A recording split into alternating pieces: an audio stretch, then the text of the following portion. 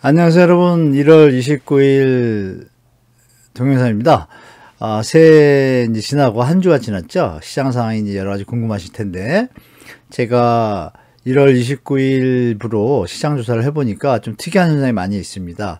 설 이후의 시장 상황이 제가 생각할 때는 그 제목에 보시는 것처럼 더 이제 하락이 장기화되거나 본격화되는 느낌들이 좀 있어서 그거 좀 설명드리고, 나머지 경제 상황도 좀 녹록치 않습니다. 이런 부분 같이 여러분들한테 설명드리도록 하겠습니다. 자, 하나씩 볼까요? 일단 금리를 얼마 전에 올렸잖아요, 여러분. 그래서 제가 볼 때는 이 3.5%가 됐는데, 미국이 내일 모레 2월 1일, 아마 내일 모레부터 이제 회의를 해서 모레 2월 1일 날 발표할 겁니다. 0.25에서 0.5% 가능성이 있는데, 저는 0.5%도 한 20-30% 가능성이 있다고 봐요. 물론 한 70-80% 이상은 0.25인데 미국이 고용 상태가 너무 좋아가지고 제가 볼 때 어떻게 나올지 좀 궁금합니다. 만약 0.5면은 우리나라 부동산 시장은 본격적 하락이 이제 심화될 것 같습니다. 그리고 이제 무역 적자 기사들을 좀 보셨을 거예요. 2023년 1월 20일부로 102억 불. 어마어마했습니다. 그리고 IMF 외환위기 때 그 구제금융을 받았잖아요. 그때 금액이 100억이에요. 100억 불인데, 그리고 환율이 지금 1230원에서 50원 왔다 갔다 하는데 1400원 넘었을 때보다는 안정된 건 사실입니다. 그러나 경제학자들이 재작년 작년 초까지 대한민국의 적정 환율을 1150원으로 봤어요. 넘으면 우리나라에 좀 도움이 안 된다라고 다 표현한 걸 제가 기억합니다. 저도 그렇게 생각하거든요. 그러면 지금 상태는 무역 적자가 좀 이어질 가능성이 높아요. 그러면 그 영향은 대한민국의 외환보유고가 줄게 되고 그만큼 또 환율 상승 요인이 될 수도 있습니다. 이 부분에서 정부가 환율 정책을 어떻게 할지 모르겠지만, 뭐 환율 조작국이란 이런 명예를 쓰기 싫으니까 뭐 강하게 할 수는 없지만, 그런 부분에 대해서 여러분 같이 보셔야 됩니다. 제가 항상 말씀드리지만 금리 꼭 공부하셔야 되고 환율 체크하시면 너무 좋습니다. 자, 서울 아파트가 하락이 지속되고 있습니다. 하락폭은 줄였는데 이제 묘한 제가 데이터를 발견했는데 그거 좀 이따 말씀드릴게요. 그래서 제가 하락 추세 장기화 가능성 이걸 썼습니다. 그 다음에 강남 역전세 현상을 말씀드린 데 이제 확대되고 있고, 다만 규제 완화 대책으로 인해서 강남의 이제 매매 가격 호가가 좀 올라간 경향이 있습니다. 올라갔음에도 불구하고 여전히 하락 추세입니다. 핵심은 그거죠. 그리고 이제 최근에 기사가 하나 떴는데, 제가 알기로는 허위 거래 신고 척결해야, 이 기사가 중앙일보 김원 기자님인가 쓰신 것 같은데, 개인적으로 많이 감사드리죠. 이런 좋은 기사들 좀 많이 써줘야 나쁜 어떤 악덕 일부 공인중개사 분들의 행위들은 좀 근절되겠죠. 좋은 공인중개사 분들이 훨씬 많은데 꼭 이런 분들이 좀 다른 분들까지 좀 욕을 먹이고 있습니다. 제가 볼 때. 자, 삼성, SK 하이닉스 반도체가 좀 쌓이고 있어요. 이 뉴스는 뭐 경제 뉴스에서 보셨겠지만, 문제는 이제 차후가 문제입니다. 과연 이것이 소진이 잘 될 것인가. 소진이 되려면 아시는 바와 같이 세계 경제가 좋아야 이게 이제 늘어날 텐데 지금 그렇지는 않습니다. 중국의 1대1로 정책으로 같이 참여한 동남아 국가들이 지금 디폴트 선언한 데가 많거든요. 그리고 앞으로도 디폴트 선언할 때가 꽤 나와요. 이런 부분 때문에 이제 수요가 좀 줄겠죠. 그러면 당연히 반도체 수요도 줄겠죠. 전 세계의 어떤 30, 40%, 50% 이상을 삼성하고 SK 하이닉스가 공급하는데, 그게 이제 우리 경제에는 큰 도움이 안 될 것 같습니다. 그러나 이게 좀 바로 회복되기는 어려울 것 같다는 좀 느낌이 듭니다, 여러분. 그거 좀 체크하시면 좋을 것 같아요. 자, 무역 숫자 볼까요? 472억 달러. 이건 말이 472억이죠. 어마어마한 액수입니다, 여러분. 자, 여기 보시면 한국 연도별 무역 숫자 수지 추이 보시면, 이 79년 5일 그 쇼크 이후에 이렇게 상태가 안 좋았어요. 우리 환율이 높아가지고. 이 상태에서 이제 또 2008년 글로벌 금융위기 겪고, 이때 이제 적자 났죠? 근데 지금 글로벌 금융위기 아직 안 겪었거든요. 경제 침체는 침체인데 이게 그레이트 리세션, 그러니까 큰 침체, 그런 느낌이 좀 들죠, 여러분. 물론 우리가 작년 말에 뭐 김진태발 레고 사태, 또 흥국생명발 그 신종자본증권의 어떤 콜옵션, 그러니까 원래 통상적으로 5년 뒤에 그 환매를 해주는데 그걸 안 하는 바람에 대한민국이 좀 문제 있는 거 아니야라는 좀 금융 경색이 좀 왔었죠, 연말에. 그래서 정부가 부랴부랴 대책을 던져서 일단 마무리는 잘한 것 같습니다. 그럼에도 불구하고 환율이 1200원대에 있다 보니까 전 세계 경제 침체로 수요도 줄고 하다 보니까 이런 현상이 벌어지고 있습니다. 여기 보시면 이제 이렇게 써놨죠. 폭탄 세일 멈췄다. 세일을 해도 안 팔렸어요. 뭐가 아까 말씀드린 삼성하고 SK하이닉스의 D램 반도체들이. 근데 이제 할인해도 안 팔려 이런 기사가 있잖아요. 유통재고에 삼성전자도 반도체 감산 불가피, 이런 단어들을 우리가 무시하면 안 되겠죠. 여기 재고가 넉 달치나 쌓여 있대요. 생산하기 바빴던 게 엊그제 같은데 코로나 겹치고 나서 지금 상황이 예전과 같지 않죠, 여러분. 그래서 좀 주시해서 좀 보셔야 될 것 같고, 무역 적자가 작년 연말로 474억 불인데 지금 1월 20일부로요. 2023년 1월이라고 돼 있잖아요. 1월 20일부로 102억 불입니다. 엄청나죠? 그러면 한 달밖에 안 됐는데 올해 만약에 이게 적자 폭이 커지면 우리나라 경제 침체 나가서 위기까지도 가능할 수 있습니다. 그리고 다음에 제가 또 하나 동영상 올릴 텐데, 이 보험사들 지금 IFRS 17이라고 국제회계 기준이에요. 바젤3에 포함된 중에 하나인데 그게 진행이 되고 있는데 올해부터 유동성 비율이 너무 약해가지고 정부에서 좀 풀어줘가지고 일단 한숨 돌렸는데 지금 보험 계약 해지들이 계속 나오고 있거든요. 이게 또 이제 하나의 뇌관이 될 수 있습니다. 여러 문제들이 좀 산재 있어요, 여러분. 그러니까 시장 올해는 진짜 조심하셔야 될 것 같습니다. 자, 여러 가지 지표를 한번 볼까요? CCSI 소비자 심리, BSI 기업, ESI 경제 심리 지수, PMI 생산자 관리 지수 모두 침체 신호를 나타내고 있습니다. CCSI는 100을 넘어야 우리가 좋다고 보는데 지금 90대로 내려왔어요. 80대까지 70대까지 내려갔다가, 그럼 여기서 이제 회복을 많이 올라가야 되는데 이게 쉽지 않을 것 같아요. 제가 볼 때 지금 상황에서 금리는 올랐고 정부에서 뭐 특례보금자리론을 활용해서 열심히 대안대출을 하고 있지만 그게 전체 대출 세대를 다 커버를 못합니다. 그러면 분명히 문제가 터질 거고 마음의 준비 좀 하셔야 될 것 같습니다. 여기 보시면 PMI 생산자 관리 지수인데요. 이게 50 이하면은 좀 상태가 안 좋은 겁니다. 근데 지금 잠시 반짝였다가 50 이하로 내려오고 있습니다. 이게 좀 문제가 있고, 이게 코로나 때인데, 여기 보시면 제조업 BSI도 여기 수치가 제가 하나 더 그리면 제조업인데 이게 기업 체감 경기 심리 지수 ESI죠. 요거 둘 다 좀 안 좋습니다. 다 100을 넘어야 되는데 상당히 꺾이고 있죠. 그리고 그림 자체가 하향 추세예요. 그러니까 여러분들이 대출 같은 거 있으면 빨리 정리하시고 자산 관리하시는 게 제일 좋습니다. 지금은. 자, 출생자 사망자 수 제가 뜬금없이 써놨는데 이게 지금 추이가 일단 10,000명, 20,000명씩 갭이 벌어지는 거예요. 매달. 이 수치가 쌓이면 1년에 10만, 20만인데 앞으로 이제 우리 베이비 부머 세대들이 점점 시간이 갈수록 이제 사망자 수가 더 많아지고 출생자 수는 적어지겠죠? 이런 걸 계산할 때 지금 20, 30대 분들은 지금은 집값 때문에 많이 고통도 받으시고 좀 스트레스도 받으셨지만 차후 20년 뒤에는 어떻게 될지 모릅니다, 여러분, 상황이. 그러니까 이런 추세를 보면 정상적으로는 일본처럼 주택 가격이 정말 안정될 수밖에 없는 상황입니다. 그게 이제 뭐 나라를 위해서 좋죠. 일본처럼 우리가 돈 풀어가지고 할 수 있는 뭐 반기축통화국도 아니기 때문에 우리는 이제 생존 본능이 뛰어나지 않습니까? 그때가 아마 대한민국이 다시 부흥할 수 있는 때가 아닌가 전 개인적으로 그렇게 보고 있습니다. 자, 그리고 이제 명백한 시세 조작 이 기사가 나왔었죠. 이렇게 보시면 6개월 이상 취소를 안 하고 이거 벌금 조금 물거든요. 경고나 받고. 그러니까 이거 그냥 어떻게 보면 배를 그냥 내밀고 그냥 개긴 거예요. 이 공인중개사들 이상하죠. 상식적으로.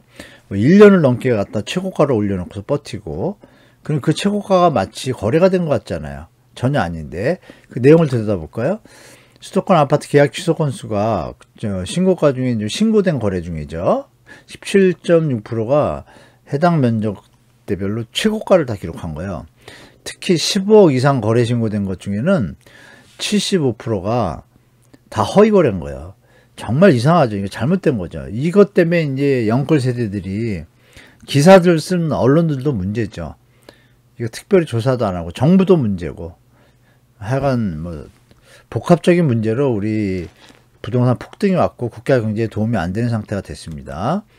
그래서 이런 부분이 있습니다. 그 부동산 연구원에 가면은 담합행위 금지 행위에 대해서 여러 번 나왔잖아요. 문재인 정부 때 조사도 해서 한 1,300명도 뭐 검거하고 막 그랬습니다. 그때 997명이 시장 담합 사람들이에요. 이 사람들. 공인중개사분들이 대부분 좋은데 일부 이 악덕 공인중개사들이 이런 짓을 하니까 욕을 먹는 겁니다. 제발 이건 좀 그만했으면 좋겠습니다. 그 부동산 거래질서를 여러분 지역에서 갑자기 집값이 뛴다 그러면 그거 돈 안 내고 계약하는 사람들도 있어요. 자기들이 치고 차고. 그러면 안 걸릴 거라고 생각하는데 이제는 요번 정부는 어떻게 할지 모르겠습니다. 지금 이거에 대해서 뭐 체크를 안 하고 있는데 물론 하락기다 보니까 규제 하나로 지금 뜬금뜬금 뜨는 것들이 있는데 갑자기 그건 좀 이상하죠, 여러분들 상식적으로. 그런 부분에 대해서 이제 신고를 하시면 부동산에서 조사를 한다 그러는데 뭐 잘 조사하길 바랄 뿐입니다. 자, 시장 상황 보겠습니다. 전국 중간 아파트 가격이 이 부동산은 자료죠. 저번 주에 말씀드린 것처럼 부동산은 자료는 하락폭이 줄었다고 했는데 KB 주간 통계로는 하락폭이 더 늘었어요. 이 부동산원에 정부의 압박이 들어가면 통계 조작이 가능하다고 저는 생각합니다. 일단 표본에 대해서 오픈을 안 하고 있어요. 어느 2만 몇천 가구를 대상으로 한다고 하는데 주간에는 2만이고 월간으로 3만 가구를 대상으로 하는데 과연 그것들이 어느 아파트고 어느 단지고 그 오픈을 해야 되지 않습니까? 아직도 안 하고 있습니다. 하는 방법을 제가 몰라서 그런지 모르겠는데 한번 제가 한국부동산원에 다시 한번 알아보고 그걸 오픈을 안 한다 그러면 이 데이터를 믿을 수는 없고 하여간 핵심은 그거죠. 아직도 하락 중이다. 계속 다 같이. 그리고 이 가이드선이 0.5대 있지 않나요? 0.5면 큰 수치입니다. 우리 기억하시겠지만 주택가격 오르고 내릴 때 뭐 마이너스 0.02, 0.03 그런 걸로 이제 국가 부동산을 흔들고 막 피곤하게 했는데 전 세계 주간 동향을 발표한 나라가 대한민국밖에 없어요. 시세를. 이것도 문제죠. 도대체 누굴 위해서 이걸 발표하는 거지? 그냥 월간 통계 내면 되겠죠. 누적 통계로. 로버트 실러지처럼. 그런 부분도 이제 학자들이나 전문가들이 이제 정부에다가 확실하게 이제 이런 통계에 대해서 투명화되고 공정화되도록 좀 해야 될 것 같습니다. 자, 아파트 전세 가격 추이 볼게요. 전세 가격이 더 이제 우리 확실하게 체크가 된다는데 전국적으로 보면 전세 가격은 하락폭을 그렇게 줄이지 못했어요. 추세가 거의 비슷하죠, 여러분? 그래서 일시적으로 규제 하나가 융단 폭격이 나왔는데 크게 지금 힘을 쓰지 못하고 있다. 시장 실수요자들이 여전히 비싼 가격이다. 전세 가격도 부담하기 어려운 수준이다. 계속 내려가고 있습니다. 6대 강의시 볼까요? 6대 강의시 매매가는 역시 감소하고 있습니다. 다 같이 감소하는데 여기 대전 있잖아요. 대전이 좀 특이해요, 여러분. 대전이 하락폭을 못 줄였어요. 그러면 대전에는 이제 앞으로 어떤 일이 벌어질지 조금 지켜볼만 하죠, 여러분. 그리고 울산도 좀 줄였는데 울산은 늘었어요, 하락폭이. 여기 예전에 많이 내렸기 때문에 그렇죠. 그래서 보시면 인천은 옛날부터 뭐 워낙 입주 물량이 많아서 예외로 두고 나머지 5개를 비교해 보시면 패턴이 좀 비슷하죠, 여러분. 그래서 이제 이 선이 과연 여기까지 올라갈 것인가? 제가 볼 때는 규제 완화 대책 때문에 여기까지 왔는데 다시 꺾이는 거라든지 뭐 비슷하다든지 이런 걸 볼 때는 조금 더 이제 미국이 금리 인상하고 나면 이게 다시 또 내려올 이 정도 선에서 내려드는 거로 갈 수가 있다고 저는 보고 있습니다. 자, 인천, 부산, 대전 하락폭 키워 이거 예전 저번 주인데 요번에 아이고 죄송합니다. 3주차를 안 고쳤네. 이건 그냥 넘어가겠습니다. 넘어가고 자, 4주차까지 이제 체크한 걸 보여드릴게요. 전세 가격이죠. 인천, 부산, 대전은 전세가 하락폭이 더 키웠습니다. 저번 주는. 요번 주는 특이한 게 대구가 키웠어요. 다시. 이건 저번 주 얘기예요. 인천, 부산, 대전은 규제 효과 있죠. 조금 줄었어요. 인천, 부산, 대전 줄었습니다. 그런데 제가 빨갛게 써놓은 것은 줄긴 줄었는데 의미가 없다고 판단되는 거예요. 큰 의미가. 왜? 하락폭이 너무 깊어요. 1%대입니다. 부산도 마찬가지고 이거 잠시 이런 건데 이거 제가 볼 때는 이어질 겁니다. 이렇게. 그리고 대구는 여기서 조금 횡보할 것 같고요. 광주는 여기서 버티고 올라갔는데 제가 볼 땐 조금 있으면 이렇게 내려올 거라고 저는 예측하고 있습니다. 울산은 지금 회복하는 것 같다가 다시 좀 분위기 꺾였습니다. 전세 가격이 쉽게 뭐 상승 뭐 이런 일은 아직까지는 일어날 수가 없는 상황이다 말씀드릴게요. 자, 서울 볼까요? 서울도 하락폭 서초는 진짜 많이 줄였죠, 여러분. 그리고 나머지도 많이 줄였습니다. 줄였고 잠시 꺾였다가 다시 줄였습니다. 이렇게. 그래서 제가 이 수치가 좀 이상하다고 생각하는 겁니다. 왜냐면 서울에 지금 441개가 거래가 됐거든요. 암만 계산을 해봐도 이 수치가 나올 수가 없어요. 좀 이상한데 송파는 이렇게 돼 있고 실거래가 많으니까 잡혔죠. 그러니까 거래가 별로 없는 데들의 호가들을 너무 많이 산입한 것 같습니다. 근데 호가가 과연 거래로 이어지면 이 흐름이 맞겠지만 제가 볼 때 이어지지 않을 가능성이 좀 높아 보입니다, 여러분. 물론 이번 달에 좀 늘긴 늘었는데 그 수치가 3천 근처도 못 가면 다시 꺾일 겁니다. 자, 강동은 좀 하락폭이 좀 넓어졌어요. 그리고 노원은 많이 줄였고요. 이건 이제 매매 가격입니다, 여러분. 전세 가격이 중요하다 그랬잖아요. 다시 전세 가격 볼까요, 여러분? 자, 보시면 서초 전세 가격 더 내려왔습니다. 강남 거의 그 수준입니다. 송파 좀 줄였습니다. 송파는 어느 정도 좀 소화가 된 것 같고요. 보시면 강동도 전세 가격 그대로 하락폭이 이거 큰 겁니다. 매주 이만큼씩 내린다는 거는. 그리고 마포가 좀 줄였습니다. 용산 좀 줄였습니다. 줄였는데 그 의미가 별로 없어요. 양천은 말씀드린 대로 제가 그 인천 영향을 받아서 하락폭을 너무 깊잖아요. 2% 수준이에요. 2%. 어마어마하죠, 여러분. 이거 당분간 계속됩니다. 노원도 전세는 많이 줄였어요. 그러면 나머지 노원을 제외한 나머지는 보시는 바와 같이, 자, 결론이 뭐냐면 1%대예요, 다. 이게 핵심입니다, 여러분.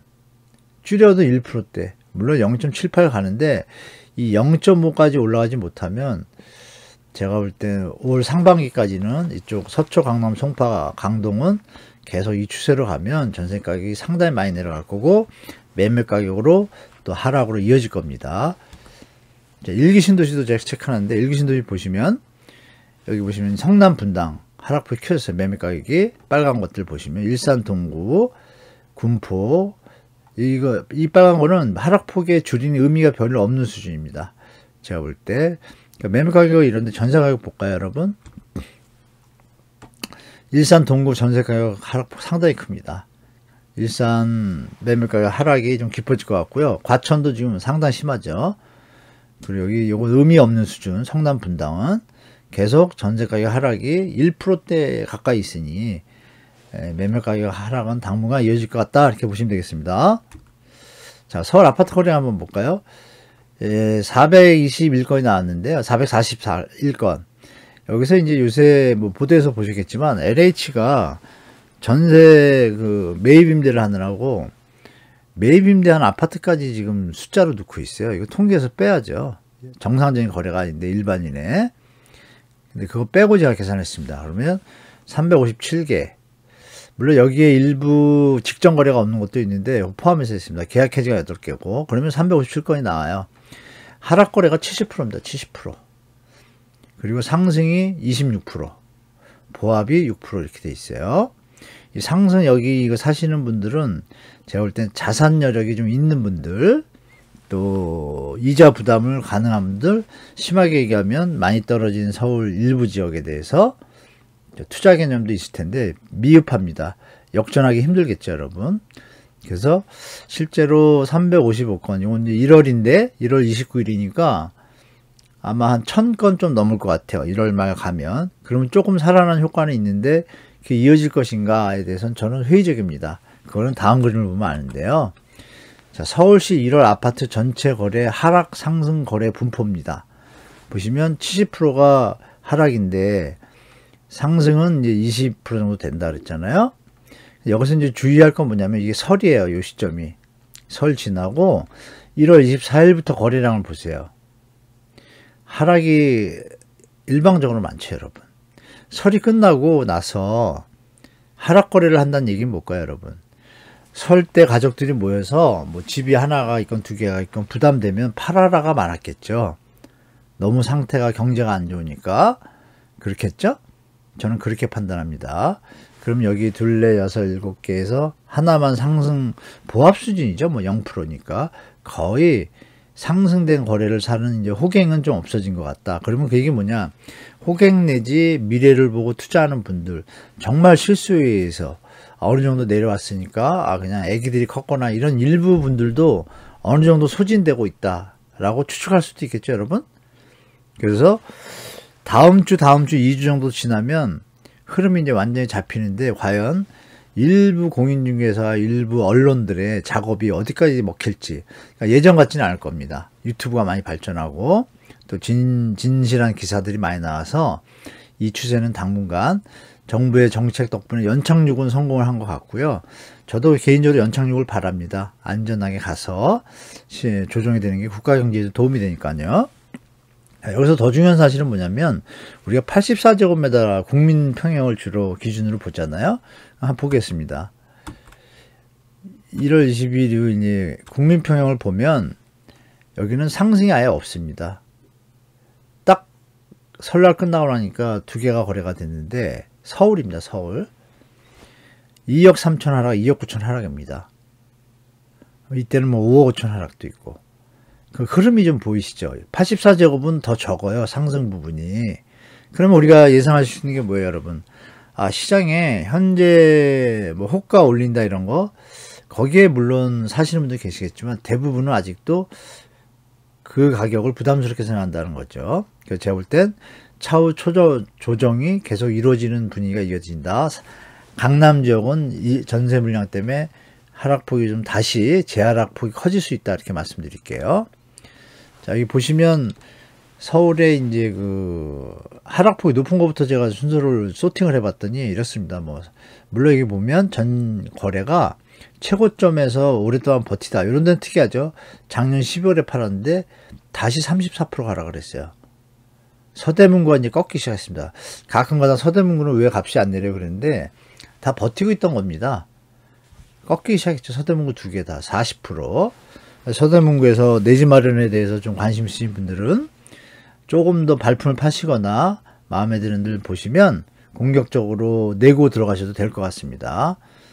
물론 이제 입주 물량이 많이 없는 건 사실인데 그 차후에 분양 물량이 있기 때문에 이사님들이 계산하시면 어떤 분들은 어려우면 빨리 지금 팔아야 되는 시점이죠. 자, 마포도 지금 32% 내려왔죠. 말씀드렸던 이런 내용입니다. 그래서 서울이 하락거래가 여전히 70%대다. 그리고 저번에도 말씀드렸지만 상승거래 중에 대부분은 작은 평수다. 이렇게 보시면 되겠습니다. 자, 이렇게 제가 요번 한 주 시장 상황 여러분들하고 봤는데요. 결론적으로 말씀드리면 한 두 주 더 봐야겠지만 시장 상황이 쉽게 살아나지 않는다는 건 이미 벌써 규제 하나 던진 지가 한 달이 돼 가잖아요. 시장은 못 살아났습니다. 제가 볼 때. 여기서 억지로 뭐 시장을 올릴 것이 아니라 그 이코노미스트가 얘기한 대로 연착륙 되게 안정되게 갔으면 좋겠습니다. 여하튼 시장 상황이 이렇게 되니까 이렇게 아시고 제가 그 좀 세세한 분석으로 서울시의 그 구별로 아파트 거래 현황을 대해서 다시 한번 올려드리고 그리고 다음에 또 뭐가 있냐면요. 여러분 그 보험사 있지 않습니까? 이거는 제가 2, 3일 안에 올려드릴 것 같은데요. 이 보험사들이 지금 중소보험사 좀 위험합니다. 제가 개인적으로 볼 때 잘 넘어가면 좋은데 거기서 하나 터지면 부동산 시장 갑자기 냉각됩니다. 근데 어떻게 될지 모르지만 그 내용에 대해서 한번 보험사 지금 전쟁이 벌어졌거든요. 보험사 간에 유치하려고. 이 보험이 만료가 되면 저 돌려주는 저축성 보험 같은 거 있잖아요. 그게 이제 유동성 비율이라 그래서 3개월 지급분을 대해서 이제 준비를 해야 되는데 100%를 넘어야 되는데 100% 간당한 데가 많은 거예요. 그럼 보험금 못 돌려준다는 얘기예요. 다른 말로 하면 뭐 부도죠, 부도. 일시적 부도가 되는 거죠. 돈을 주기로 한 걸 못 주니까요. 그런 부분이 좀 등장해서 보이더라고요. 제가 그 내용 다음 주 중에 이번 주 중에 잘 정리해서 한번 올리도록 하겠습니다. 아, 그리고 주택구입부담지수 제가 한번 그거 말씀드릴까요? 주택구입부담지수 누가 말씀드렸는데 어디 가서 그 보이시면 제가 하나 보겠습니다. 잠시 같이 볼까요? 화면에 뜨는가 모르겠는데 저를 없애고 볼게요. 주택구입부담지수 궁금하신 분들이 많은데요. 이렇게 저 구글 검색창에 이렇게 치시면 주택구입부담지수로 치시면 됩니다. 이렇게 치시면 이렇게 뜨잖아요. 뜨고 나면 여기 주택구입부담지수 있잖아요. 이걸 이렇게 누르시면 돼요. 주택금융공사 이렇게 누르시면 화면이 뜹니다. 이렇게 뜨면 이렇게 뜬 데서 주택구입부담지수 통계예요. 이게 물론 이제 그 부동산 원에 있는 연결된 저 사이트인데 같이 카테고리 들어있어요. 잘 못 찾으신다 그래서 제가 들어왔는데 이 말씀드린 구글에서 이렇게 딱 클릭하면 일로 들어오고요. 여기서 주택구입부담지수 있잖아요. 요걸 누르면 설명이 나오고 지역별 비교 요걸 누르시면 돼요. 요걸 누르시면 지역별로 이렇게 서울 있잖아요. 여기 서울 200 저번에 말씀드린 14.6 3분기가 이렇게 표시가 됩니다. 그러면 자료를 받고 싶잖아요. 받고 싶으시면 여기 엑셀 다운로드 있죠. 요걸 다운로드 하시면 파일이 다운됩니다. 그럼 여러분이 여러분 취향에 맞게 쓰시고 전국적으로 이렇게 추세가 있어요. 이렇게 있으니까 요거 같이 활용하시면 좋을 것 같습니다. 자, 이렇게 말씀드렸고 다시 가서 자, 이렇게 오늘 주택구입 부담 뉴스 좀 말씀드렸고 제가 준비한 건 여기까지고요. 말씀드린 대로 보험사 내용하고 해서 이번 주 중에 다시 또 한번 뵙도록 하겠습니다. 날씨가 가끔 추운데 여러분 감기 잘 챙기시고 건강이 최고죠 여러분. 그렇게 하시고 다음 영상 때 또 뵙겠습니다. 오늘 시청해 주셔서 감사드립니다. 감사합니다.